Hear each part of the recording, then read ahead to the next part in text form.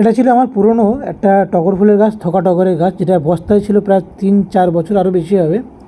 বস্তাটা ছিঁড়ে গেছে, আর জল দিলে সার দিলে সব গলে পড়ে যায়, তার জন্য এটাকে আমি রিপোর্ট করে নেবো। এখন মাটিটাও খুব শক্ত হয়ে গেছে এবং চারিদিকে রুট বাউন্ড হয়েছে কিছু কিছু। এই যে মাটিটা, এটা পুরো কেটে নেবো। দেখলে তোমরা আগের ভিডিওতে যে একটা টবের মধ্যে, এটা মানে বালতি ভাঙা মধ্যে অলরেডি আমি একটা ড্রেনেজ সিস্টেম করে সেখানে মাটি ভরেছি কিছুটা, তো সেখানে এই গাছটা আমি ঢোকাবো। তো দেখুন তার জন্য কী করব, এরভাবে কাস্তে নিয়ে বা কোনো একটা খুশনি যন্ত্র নিয়ে 4 সাইডের মাটিটাকে কেটে নেবো।